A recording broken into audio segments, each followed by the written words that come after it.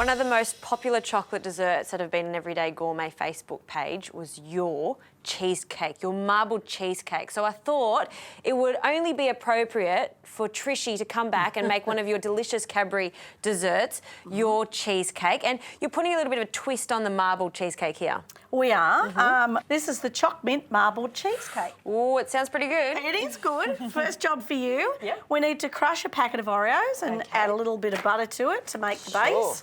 So just in a reseal bag, this is a good idea, isn't it? Yeah, And I think so. put them in there, and then I'm going to get my big paddle here, give it a good smack. Bit of a bash. Okay, so while you're doing that, I'm going to go on with the filling mixture. Sure. I'm going to put 3 blocks of cream cheese into the bowl. That's been softened. Right. And I'm going to add a little bit of sugar to that as well. And how fine a crumb are you looking for the base? Oh, look, I think nice and fine. That way all that cream gets mixed up really well with the biscuit. I could just do this all day. Release a lot of tension, you see. I'm just going to get this going. All right.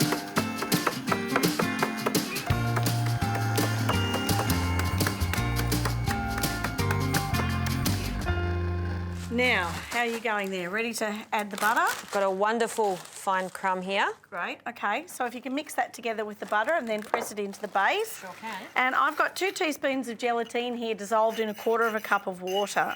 So All right. that's going to help to set the cheesecake. Sure. Because there's chocolate in this cheesecake, you probably don't need quite as much gelatine as we would normally use because the chocolate helps to sort of set firm too. Sure. And then I'll just mix that up.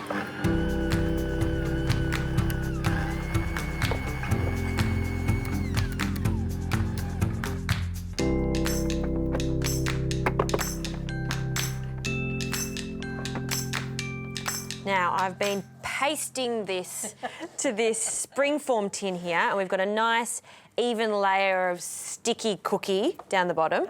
That needs to go in the fridge, doesn't it? Yeah, just to chill quickly. Okay, I'll do that. And while you're at that, I'm just going to split this cream cheese mixture into 2 now. Right. I've got a couple of bowls here. I'm looking at that and I can't see any lumps, so you've done a good job there. Well, I do try. And I can see that you've melted your chocolate ready to go. We've got the dark chocolate here. Yep. And some white chocolate. Yes, we use the melts for that, so that it melts down really nicely. Sure. If you could put the dark chocolate through 1/2 of the mix, Can indeed.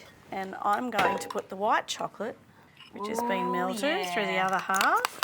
That looks good. I know, yum, huh? And the mint, does that go in the dark chocolate one or does it go in the white chocolate? that- Do you have a well- rule? The recipe says that it can go into the white, although, frankly, I don't think it really matters Doesn't that much. matter, no. I'm going to put it in here. And now we've got some cream here that's been lightly whipped. It's absolutely perfect. And are we putting them in both again? Yes, So if you can it in split that in half. Okay, so half for me. Perfect. Make sure I get it accurate or else Trishy gets a bit mad. That's true. She doesn't. Oh, well, you want them the same consistency. All right, here's Oh, look at that, yum. I know. It does smell very minty, doesn't it? It does. And I think it's almost time for the base. Sure, I'll go get that. Just fold through gently. Now that looks great. That's chilled and firm enough. So I'm going to put the white base in. First layer, done. And then we can just spoon that one over the top and then just swirl it through. Okay, scrape the last little bit and leave always just a little bit in the bowl to have a taste later. Okay. Delicious. Let's poke that out a bit. Now, would you like to give me a clean knife or a spoon or Yep. something? All right, now to get that beautiful marbled effect, I'm just going to keep swirling through a little bit here. Yep. I guess the main thing is you don't want it to be so mixed together that you can't see the layers. That's right. So don't overmix it and use a knife like this, just little motions to twist it. I think so. Now Yeah. we need to let this settle down a little bit now. Yeah. And then sometimes it makes sense to sort of run the knife knife. through it. Yep. Sort of like that whole feather and fan sort of deal that you Looking used to good. see on those old-fashioned cakes.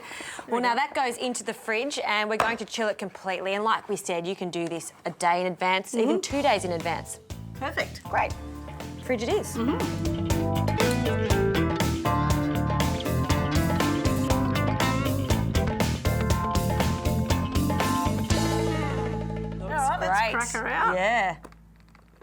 Gentle. I know. Perfect. Oh, yeah, so you can see those good colours now. Yeah, that looks Yum. fabulous. All right, now we've got to get it off the base. I'm All going right. to let you do that. All right. Oh, she looks great. There we go. Hold still.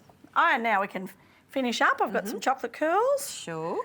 I'm inclined to think the more the merrier, to be honest. A nice big stack on the top. Got some chunky ones and some long ones. And That looks great. I think that this is really flips people's cork, I think. That just makes a cake go from meh, yeah, it looks good, to whoa. Super exciting. I agree. And you're bringing out those flavours again, showing it off. This is an absolute chocolate and mint cake. There's no doubt about it. I have a feeling this year this is going to be up there with your most popular cheesecake, mint chocolate yummo. Perfection.